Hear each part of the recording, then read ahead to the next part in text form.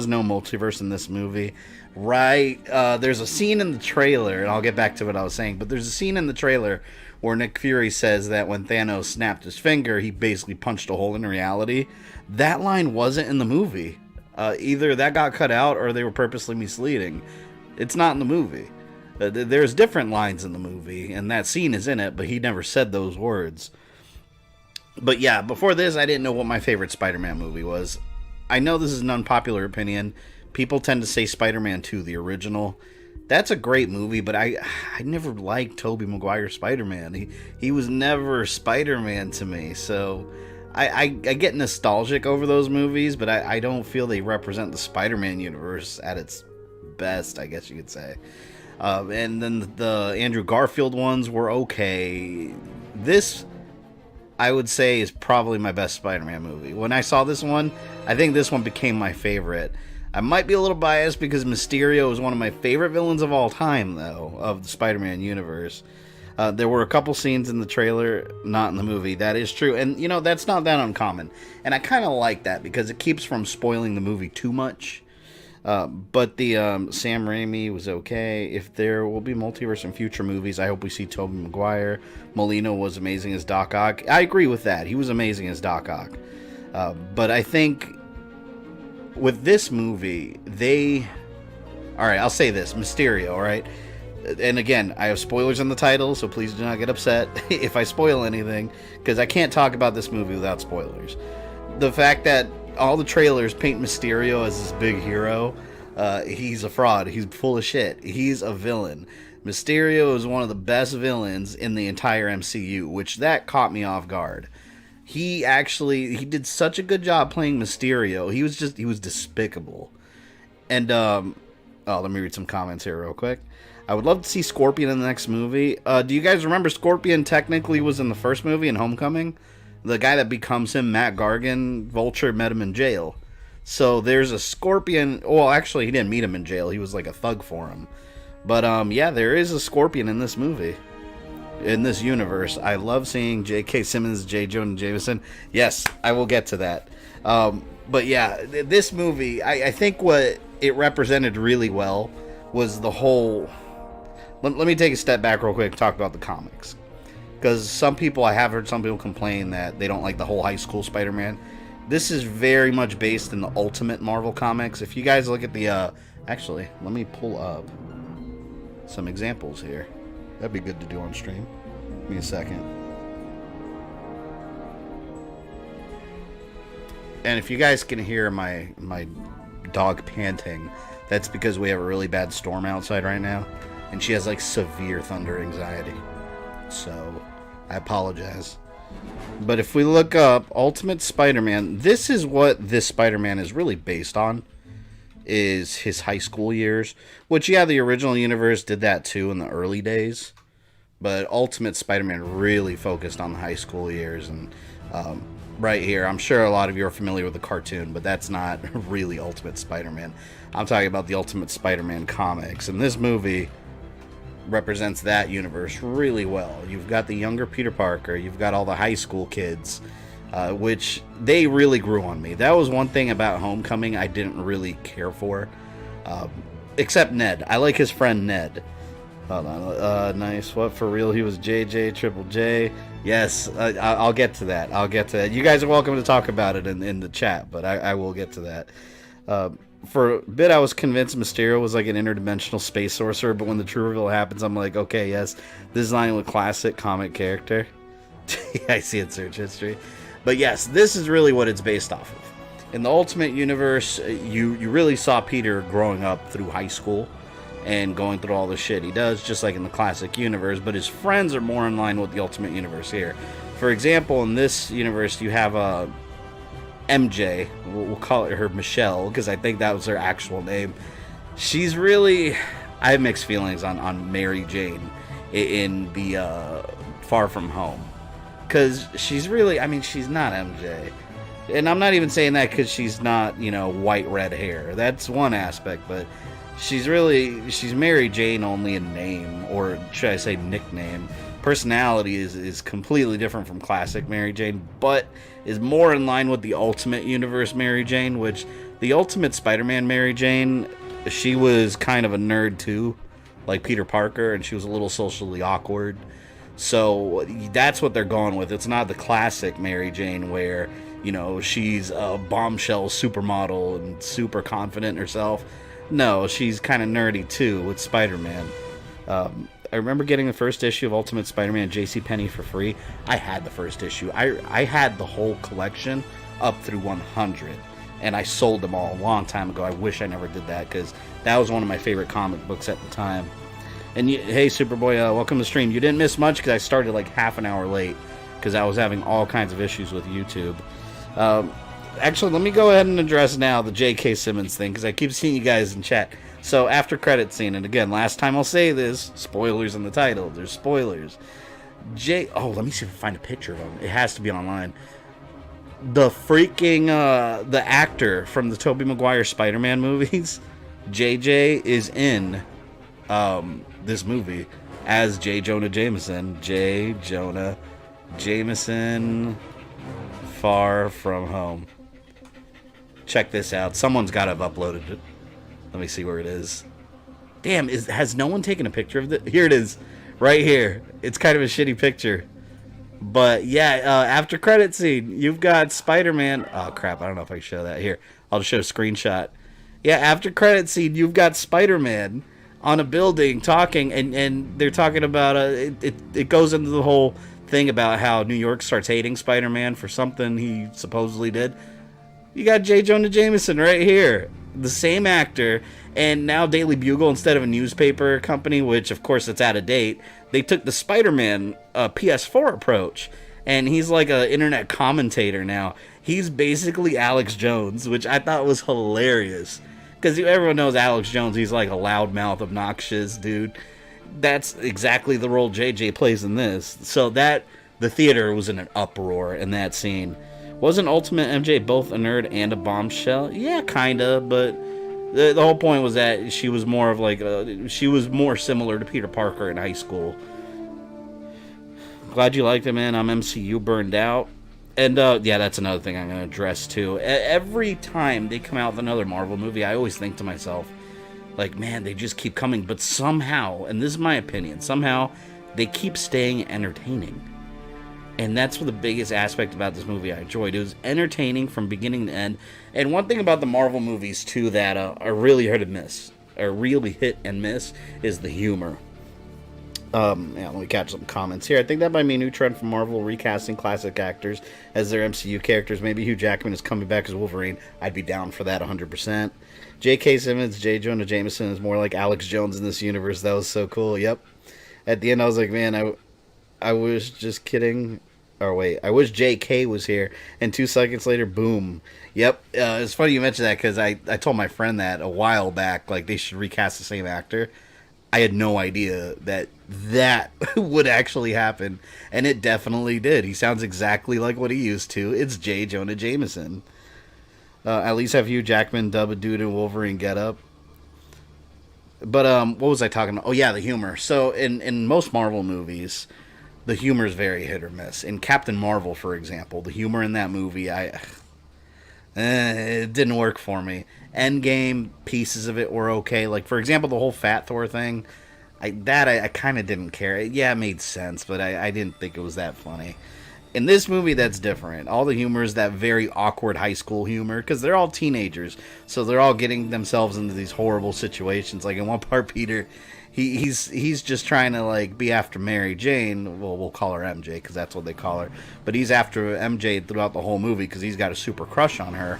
That kind of seems like it came out of nowhere, but he's got a super crush on her, so he's just trying to get with her and flirt with her, and he's got this whole school trip planned where he's got all these detailed little plots where he wants to meet her in the Eiffel Tower and give her a present and ask her out. But everything keeps falling apart every 2 seconds, because Nick Fury, throughout the whole movie, Nick Fury's constantly hounding him. Like, you're Spider-Man, I need you. And this kid is just trying to enjoy his high school trip. So story-wise, it did a really good job of showing Spider-Man in a very vulnerable spot. Like, he's just a kid, you know? He wants to experience his life as a kid. He doesn't want to be a superhero sometimes, but it's constantly being forced on him. And that's been a theme of Spider-Man since the beginning of time. So the movie just completely nails that. Peter likes some chocolate. At least you have some Hugh Jackman dub, Dude and Wolverine get up. Oh, thank you, Anthony, for the happy birthday wishes. Yes, my birthday was yesterday. And it was awesome because I saw Spider-Man yesterday. So it was well spent. The Mary Jane we never saw in the Amazing Spider-Man universe was played by the girl from Divergent. She was a tomboy photographer. Yes, I remember seeing the screen. Let me see if I can pull those up, actually. Anyone know her name? The actress from... what else was she from? Divergent actress. Let's look her up. Because there's pictures of her as Mary Jane, and she absolutely looked the part. Shailene Woodley? Let's look up Shailene Woodley and Spider-Man. I remember seeing that, and I remember being excited. I was like, oh, cool. Like, so they're following the storyline with Gwen Stacy and then Mary Jane, and now we're back to having no Gwen Stacy again. Yeah, here she is. Yeah, I guess this is from the Spider-Man movie right here. Oh, here's a better shot. That's her with Peter. So yeah, that was Mary Jane in the Amazing Spider-Man 2, but her entire role got completely deleted, and she just didn't appear in the movie. So yeah, at least I'm assuming she just pops up after Gwen Stacy died, and then she kind of tried to take her spot, I guess. I'm actually just 2 months the day older than you on May 2nd. Nice. And another thing, too, the after credit scene. I wonder if any of you guys have a question about the after credit scene. Because in the after credit scene, I went with a group of friends. And I had to explain to them the after credit scene. Because it's a very, not really obscure. It's not something that well known in the comics. If you're like a reader from the past. In the after credit scene, they basically have Nick Fury. He's, you know, been in space the whole time. You know, he's been in space the whole time monitoring everything, so everyone's like, why is he in space? That makes no sense. So that was a reference to this right here. Not that. I don't know what that is. What is that? It was a reference to this right here. In the Marvel Universe, eventually S.H.I.E.L.D. gets not replaced, but I guess added onto, you could say. There's a separate organization called SWORD. That it's basically S.H.I.E.L.D. but in space. So that's what they're alluding to. So if any of you were confused about the after credit scene, we basically have now on planet Earth all these superheroes that are watching it at the street level, kind of like Spider-Man. We're going to have Shang-Chi coming up. And then the Avengers and Nick Fury, they're watching more cosmic threats. So hopefully that leads to Galactus. But yes, that is SWORD. I'm trying to find a good picture that's not like super low resolution. All these are really low resolution. But yes, anyways, SWORD is the organization. I think that's what Sentient World Observation Response Department. I don't think that's actually what it stands for. Maybe it is. I actually don't know what it stands for. Yes, but Nick Fury's actually in space monitoring SWORD and a bunch of other cosmic threats now. I was always wondering if they would introduce SWORD. Yeah, they don't name drop it or anything, but I mean, it's, if you know comic books, I mean, I've been reading comic books since I was a kid. I mean, that's, if you've been reading comic books at all, like that's immediately what you think of. There's no other thing it's going to be. Which makes me wonder if Agents of S.H.I.E.L.D. is still a thing, because in the MCU, there's no more S.H.I.E.L.D. But if you watch Agents of S.H.I.E.L.D. still, they're still kind of around, but now you've got the whole thing where ABC's doing their own thing and the MCU's doing their own thing, so they don't really acknowledge each other anymore, so I don't know. The Loki TV series will take place in a different timeline. Yes, I've heard about that. I think it takes place in the alternate universe where Loki escaped, and we saw that in Endgame. So that's going to be really interesting. But yeah, that was the after credit scene for that. And the other after credit scene was the J. Jonah Jameson thing. But going back to Mysterio was such a cool scene, or he was such a good villain in this movie. It was full-blown classic Mysterio. Like, he's not from an alternate universe. There he is right there.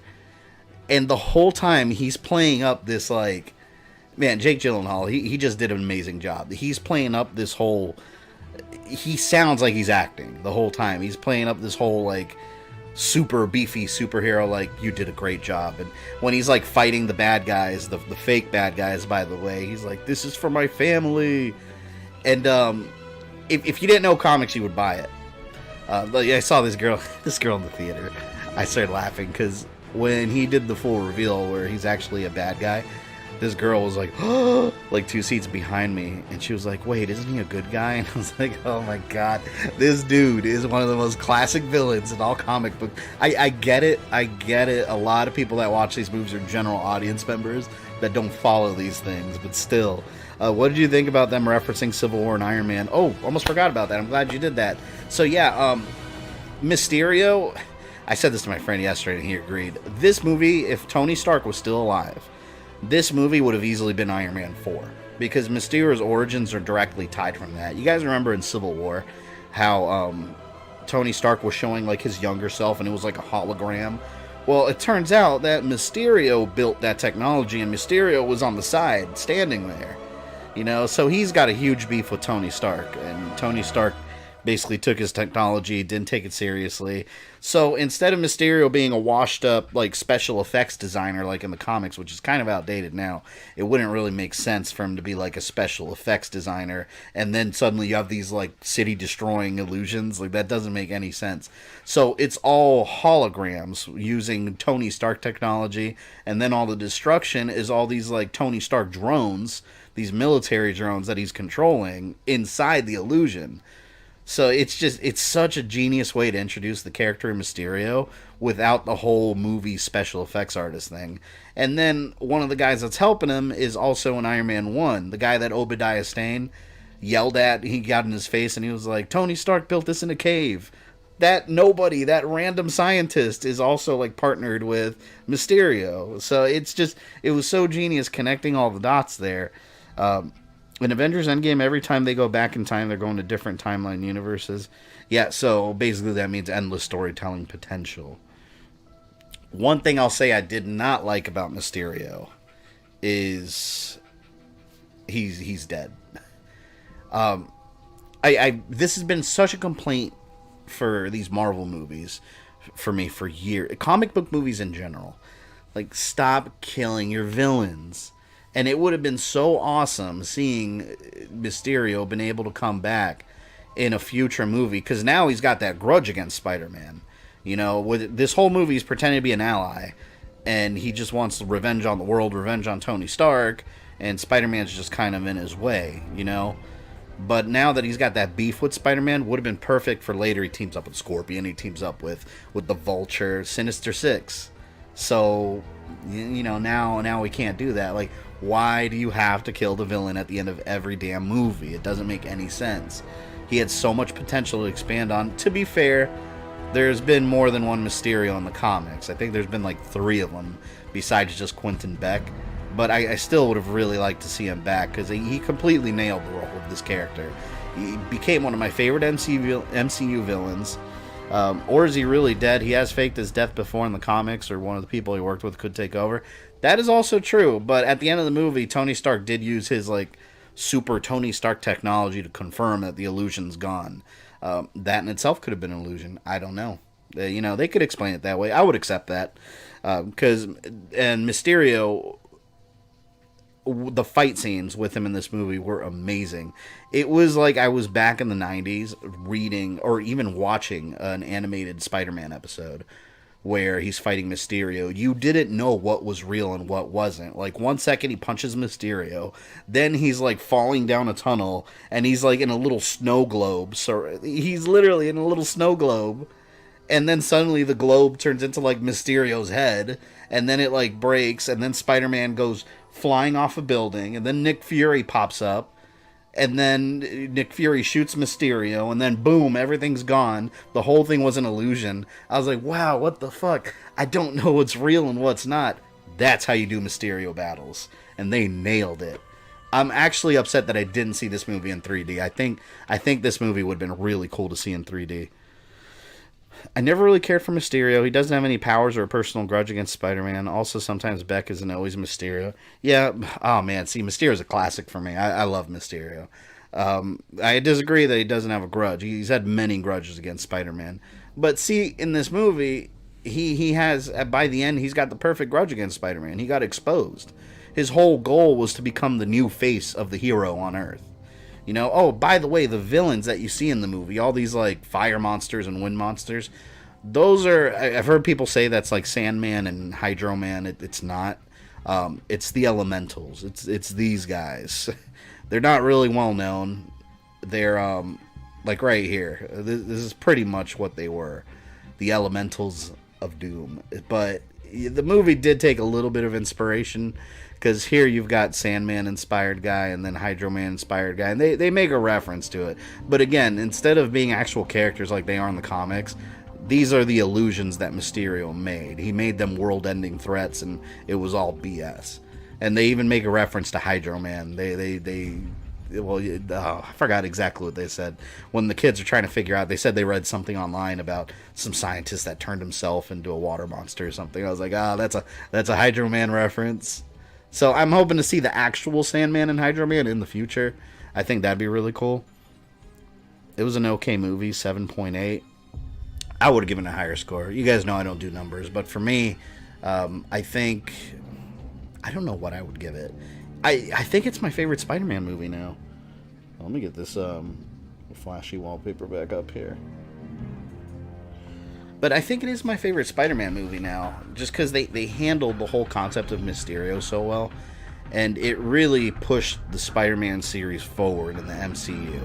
By the end of the movie, you have an established hero that messed up really bad in the movie and then fixed his mistakes, so he's a little more responsible by the end. So you're seeing him grow into the role that Tony Stark left for him, the role that he didn't want initially. So you're seeing him grow into that, and then by the end, J. Jonah Jameson starting to turn the people of the world against Spider-Man, saying that he's a menace. So we're starting to get into the classic universe now, where now no one's celebrating him as this big hero that worked alongside, Iron Man and the Avengers. Now he's a menace. That's Spider-Man at his best, when he's swinging around New York and no one's thanking him because J. Jonah Jameson is talking shit about him. Mysterio was a bold choice for a villain for the movie. I think they've been wanting to use him for a while.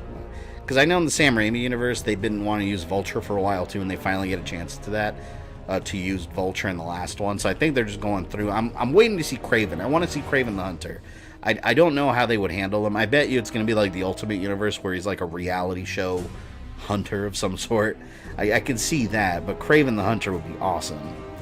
I still want Mysterio to team up with Vulture, Scorpion, Doc Ock, Kraven, and Sandman to make the original Sinister Six, but eventually. Yeah, let's hope they build up to that. I'm hoping that Sony doesn't jump in. God. I have a love-hate relationship with Sony handling Spider-Man, because yeah, it's MCU handling Spider-Man for the most part, but every once in a while Sony will get an idea and they're allowed to do it. Like the whole Venom movie, that was 100% Sony. They didn't, contract-wise, they didn't have to get any permission from Marvel Studios, because they're sharing the rights to the Spider-Man universe, so Sony can do whatever the hell they want. They could make a Sinister Six movie if they want to.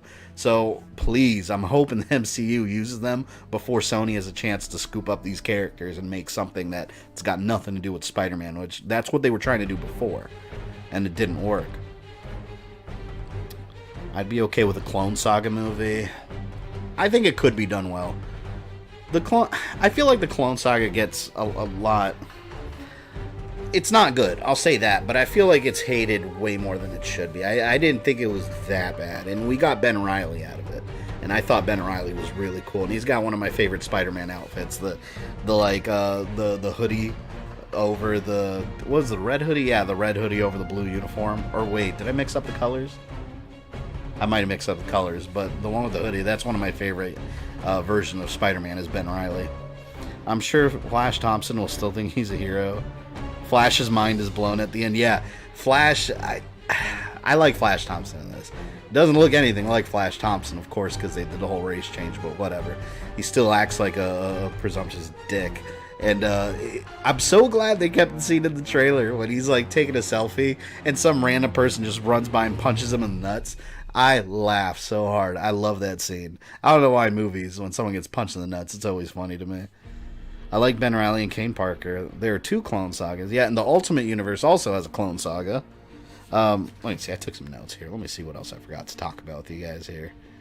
Oh, I do like that they had Spider-Man kind of take over for Tony Stark in a literal way. Happy's his little butler almost, but also he has access to Tony Stark's technology. So you kind of start. And one of my complaints with Spider-Man: Homecoming was I didn't like the fact, not just Spider-Man: Homecoming, but Spider-Man MCU Spider-Man. I didn't like the fact that he's not really self-reliant. You know, in the original comics, he was very smart. He made the suit himself. He's always inventing gadgets. I want to see him doing that, and now they're kind of headed that way. He's using Tony Stark's technology to do it. So you see him in the movie making his own suit, but he's using Tony Stark's technology to kind of manufacture it for him. But it's completely Peter Parker telling it what he wants on the suit, and he's super excited about all the different gadgets that he has access to. So we're kind of getting back to that same intelligent Spider-Man. I want them to build up on that, and I want him to start doing more of his own thing versus just relying on Tony Stark's technology. You know, it kind of reminds me of that Batwoman show that's coming to CW, where she just kind of, from the trailers, obviously it's not out yet, but from the trailers, she just kind of goes into Batman's world and inherits all his shit without doing any work. I don't like that idea. I want to see him really grow into his own. I wonder, do you think that the timeline universe Loki went to will have an Avengers? I wonder, what do you think? I mean, the Avengers are there. The Avengers are there still. It just depends how far in the future, because that whole universe could play out differently, because they mentioned the multiverse in Doctor Strange. If you change, even in Endgame they mentioned, if you change one thing, you're creating a whole nother universe of possibilities if you don't return everything to the way it was. And in that Loki timeline, him leaving with the man, that would change everything, because the Tesseract is with Loki too. So I wonder how that would affect their Endgame. You know, it's too much to think about when you start getting multiverses. It could really make your head start spinning. Think other guy was way more of a jerk trying to prevent Peter from getting with MJ. Oh yeah, and they call it the blip. So it's 5 years later, because everyone was gone for 5 years. They poofed out of existence. They call it the blip in this. So the people that blipped came back 5 years later. So all of Peter Parker and his friends that essentially died, they are all the same age, but some of their classmates are 5 years older. But I love that they play up on that in the movie, and they really use it for the story. There's this little Asian kid that he's the competition for MJ's heart, kind of. He's obsessed with her, and he's trying to get with her too, but he was just like a little kid before Endgame, and now everyone's complaining that he's also grown because he never disappeared. He grew. It's 5 years later, and now he's grown up, and all the women are after him. So there was a lot of funny scenes between them. It's like a big competition between him and Peter Parker. Didn't he get Tony Stark's glasses? Yes. Tony Stark made glasses that control a huge space satellite that has a ton of drones, which Mysterio takes advantage of. But those glasses he gave to Peter Parker, because he wants Peter Parker to inherit everything of his. He's going to be the next face of the Marvel Universe, basically. Which I'm really glad they're doing it, because earlier they had been talking about Captain Marvel being the new face of the universe. I don't think she really earned that, and I feel as young as Spider-Man is, and we're watching him grow into the role of a hero, he needs to be the face of the Marvel Universe from here on out, and it looks like they're doing that. But yeah, the satellite system he uses is called Edith, which means even dead, I'm the hero. I died laughing when he said that, because that's such a Tony Stark thing to do. Didn't he get Tony Stark? Oh, am I the only one who doesn't find Zendaya attractive? Yeah, I mean, I don't really either, but I don't. How old is she? I don't even know how old she is. But I mean, I don't think she's necessarily has to be, because like I said, they're not going for the Mary Jane that's like a supermodel, you know. But to me, this girl's an original character. She's not MJ, so I mean, they'll call her MJ, but whatever. She's just an original character. I want Carnage in a future Spider-Man movie. Yeah, he's going to be in the next Venom movie. They're not going to use him. I would love that, but I kind of think it's the kind of thing where Sony just jumped the gun and they're using it just for the hell of it because they think it's an easy cash-in, which sucks because they're probably right. It will be an easy cash-in because the name alone is going to sell, but now we're not going to be able to get him in the MCU. Spider-Man was always the greatest of Marvel's heroes. Yeah, and there's someone clarify this if you know the answer to this. I don't remember what comic it was or what storyline. There's a storyline where Spider-Man sees the future, like far, far into the Earth's future, and I don't know if it's the Eternals or some godly beings that basically established that Spider-Man was the most important hero in the entire Marvel Universe. Just throughout his whole career, like he was the most important one out of everyone. So I don't know what comic that was. I know I read it. It was a while ago. Remember in Avengers Endgame when Thanos from 2014 went to our present day universe? That means there's no Thanos in the 2014 timeline. I wonder what will happen. There was never a snap in that universe. That's what I mean. There's so much story potential. At the same time, I don't want them to do too much multiverse stuff in the future. I don't want them to overdo it with the multiverse because that's just going to confuse people. 22. I'm pretty sure someone said that there is a Mary Jane in the MCU. Well, there is. It's this girl, Michelle, that got name dropped as MJ at the end of the last movie at Homecoming, and now they call her MJ throughout this. She's MJ. She's Mary Jane Watson. A quote. She's Michelle. I don't know her last name. Did they ever say her last name in this universe? I don't think they did. Madam Web. Ooh, I would like to see Madam Web. I was hoping, and I know it was a long shot. I told my buddy this. He's like, that's not going to happen. But I thought the multiverse was going to be a real thing in this movie. I was hoping for like an X-Men reference at the end. Just like some guy pops up in a wheelchair and you just see the back of his bald head. I knew that wasn't going to happen, but one can hope, one can hope. What else do I have in my notes here? I talked about Mysterio. I talked about the after credit scene. Talked about the blip. Yeah, I think that mostly covers the movie. Like I said, if you haven't seen Spider-Man yet, mind you, a lot of it's spoiled from this review, but in my defense, I did put it in the title. In comics, the original Madam Web died, and the second Spider-Woman, Julia, took over. Oh, wait, was it Madam Web that said that about Spider-Man? I mean an actual Mary Jane Watson, not Michelle. So far, I haven't seen any evidence from any of the movies that there's a different Mary Jane Watson. There's, as far as I can tell, it's this Michelle girl. This MJ is the MJ. And this movie makes it more apparent than anything. They fall in love. That's one thing I thought was kind of cool, though. Like, normally about these movies, honestly, like, I don't care about the romantic elements, but they did a good job with it in this movie because they made it real awkward. And, if you go back when you're a teenager and you like a girl or a guy or whatever you like, it was always awkward. Now when you go back and think about it, you cringe at the shit. At least for me. Anything, like, romantic, now I go back in time, I'm like, oh, God, I was such a kid. But, yeah, and that's represented really well in this movie. Like, oh my God, one of my favorite scenes near the end. So, when Mary Jane, going back to the Tobey Maguire movies, when Spider-Man takes her swinging, they make it all magical, and her hair's flowing, and she's smiling, and she's all excited. And in this, they went straight up realistic. He takes her swinging at the end, and she's having a panic attack, wanting to get down. She's freaking out. Her hair's all over his face. I died. But that's why the comedy in this movie was so genius. It wasn't that cringy comedy that a lot of the time the Marvel movies tend to go to. Like, a lot of times in the Marvel movies, what they'll do is they'll just kind of like, you'll have a scene and then suddenly stop, insert joke, continue scene. It kind of wasn't like that here. It was more natural and things like that. It was really well written and really well done. So I know a lot of people say there's a lot of Marvel fatigue and there's too many comic book movies, but I don't really agree with that. Sure, there's a ton of them, but that's like saying there's too many horror movies. Horror movies have been going on for decades. We still make them. Should we just stop because there's a bunch of them? I mean, as long as they're still good. Now, mind you, most horror movies suck nowadays. Having said that, I just saw Child's Play. I absolutely hate that movie. But this is not a review for Child's Play. If you guys have any questions about that, I'll be glad to talk about it briefly. But I hate that movie. But yeah, it's as long as they keep making quality superhero movies, like, keep going.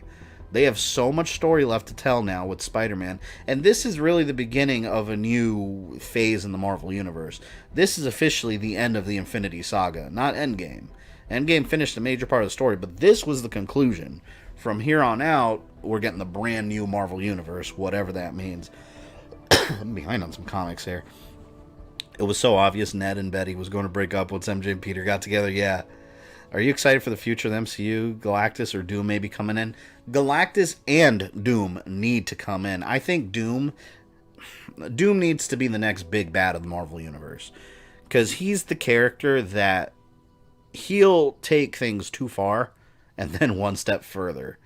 And he never has more noble intent. Well, I wouldn't say never, but most of the time, like, at least Thanos had some, quote, noble intentions. And in his own twisted version, he was trying to save life in the universe. Doctor Doom just wants to rule everything, for the most part. That's what I want to see. He's that classic villain that he's a danger to everybody. Over the years, he's gone way beyond the Fantastic Four. Doctor Doom is a universal threat. That's what I want to see. I still wanted Bruce Campbell as Mysterio. Yeah, he's getting a little up there in age. I would have welcomed that. Here's hoping we don't get a one more day. God, I read that as here's hoping we do get a one more day movie. I don't like One More Day. For those of you that don't know, One More Day is basically the story that undid Spider-Man's marriage with Mary Jane because he made a deal with the devil. It's stupid. Don't do that. I think the MCU MJ is better than the Sam Raimi. That's just me, not a fan of Kristen Dunst. I wasn't a fan of Sam Raimi's... Well, not that I wasn't a fan of Sam Raimi's Spider-Man. Everyone loved that movie, but just in retrospect, Tobey Maguire and Kirsten Dunst as MJ and Spider-Man, I like what we have now better. Since they deleted the scene of Shailene Woodley as Mary Jane as a tomboy photographer in Amazing Spider-Man 2, they could have put her in the MCU as Mary Jane. They could have, but I think they wanted to go with someone new because this is him. Because Tom Holland's pretty young. I don't know how old she is, but I think she's well into her 20s now. So I think the ages don't really match up. I want to see Crawl. Spidey Far From Home was the epilogue. Now the next phase begins. No, they got to work on Dormammu. Ooh, I want to see more of Dormammu. I hope that's not the last we see of him. I want the Sinister Six, and there might be... Analyst?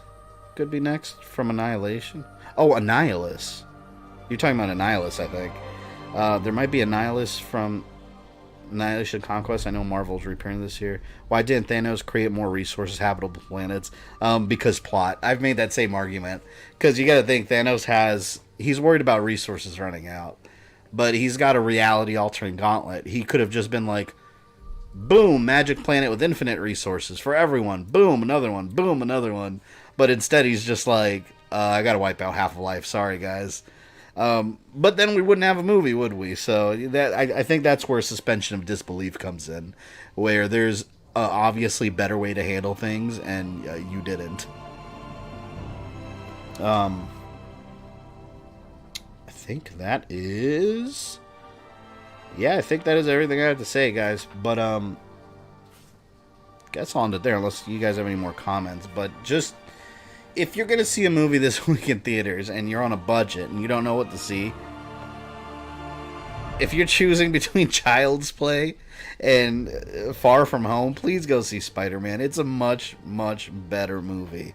It honors the new comics and honors the old comics. It kind of fuses all the different Spider-Man universes together. Oh, by the way, in a real quick scene when he's building his suit, you see all the other, like, blueprints. You see several suits from the comics. You saw the Tron-looking suit with the green neons on him.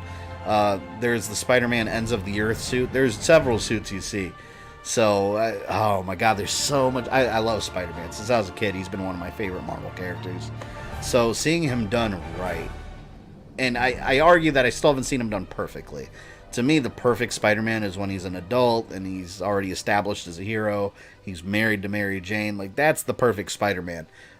But we're building to that. So I'm glad that we have what we have now, because I can see him growing up into that role, making it his, just like Robert Downey Jr.